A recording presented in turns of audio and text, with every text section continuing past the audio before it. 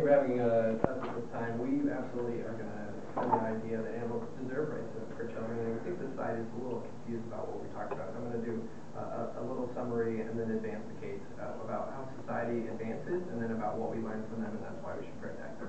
But I want to reiterate what Esther said, because she came up here, and I think the judge will agree that she gave a pretty clear case, right? So she said that children can't pay taxes or vote, right? So we're not going to demand that any of these animals pay taxes or vote. That's kind of silly, right? Because children don't do that. And then she asked about a legitimate question about whether or not we would prosecute someone that, murders or runs over, a dolphin or something like that. Well, we say that, like, the endangered species list, you can't knowingly go out there and kill these certain animals that we protect. So we think that that's a legitimate thing to protect these animals, and say knowingly can't go out there and slaughter these protected animals because they have this intellectual value that I'm going to talk about and make sure that you guys understand.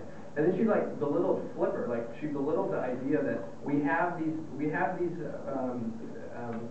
animals that are absolutely brilliant, right? These dolphins are absolutely brilliant. They can be trained to do all of these things. They feel pain, right? Dolphins specifically, feel pleasure. They know they're alive, right? And we think that it's pretty silly just because it's a Disney movie or a Disney show to say that the entire species that we clearly showed you has some pretty high value of intellect is worthless. So that's why we're coming over here and yet again saying that they are brilliant. We think it's a good thing. Why do you disagree? Because I can train my dog.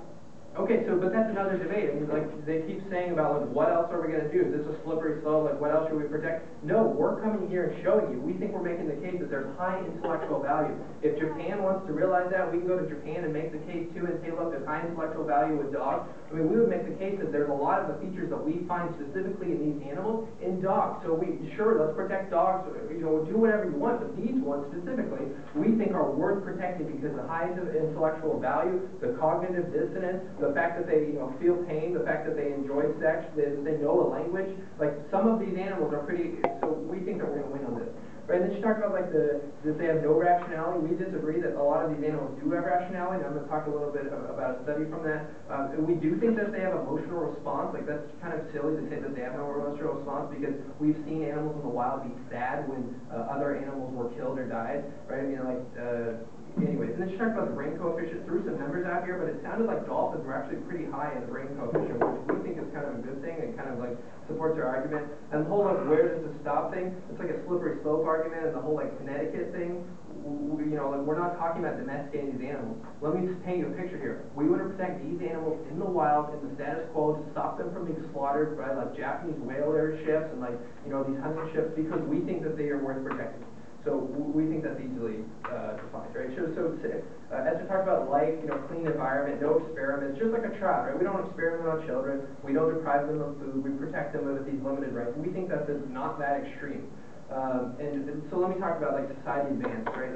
What these rights come from, because we talked about society comes together and we protect certain rights, right? We've screwed up before. We've never been perfect. We're not perfect today, but we as a society come together, and as an international community, we say that we protect certain things. So we're saying now, right, just like endangered species, we're not going to allow these animals to continue to be killed, right? By these whaling ships that you've seen on Discovery Channel, where Japanese whaling ships go out and they just slaughter whales, right? And they just to do that, whatever. We don't think that's acceptable, because we think that the bar that we set for protecting things in society are that big of a bar. For the United States, as we don't eat dogs, right? Because we say that there's an intrinsic value for man's best friend. So we're saying as an international community, we're going to make the case that we think that we can protect these, and we think that we're going to win in this case because the bar is so high. And as society has advanced forward, we battled ignorance, and black people used to not be thought of as intelligent. Except thankfully some people came out there and said, well, black people actually do have the same intelligence level as everyone else, and just being oppressed. So, that's kind of a terrible example, because we're talking about animals, but we think that we clearly made the case over here that from these 5 areas, right, the pain, cognitive dissonance, language, sexual gratification, whatever. So progressing forward is my main extension of this, but then what we learned from them, Jane Goodall was mentioned earlier, she spent 25 years out in the wild observing them. So we don't want to bring them in, and observe them now, like Connecticut was a dumb example with that lady that owns one. We think that though we know as a society where we've come from, right? Because we've done these studies, and they've watched as chimpanzees were in their little area, right, observing from afar, and they've actually realized that there's morality in the animals, right? So these animals were so smart that there was like taboos. You couldn't like go and kill someone else's, spouse, if you will, because that was a rule in the society. You would be cast off if you were. So we think that's like pretty cool, and we think that we can learn from them as we already have about where we've come from, and we think that we can progress forward, protecting them, not only their species or the environment,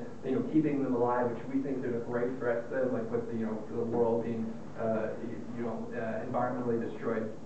So we think that that's a good thing. So, what have we told you on this side today? That we think we've made a good case that there are some intellectual abilities of a child, right, that we should provide some of these kind of things, and we appreciate your time and think that you will vote with us today.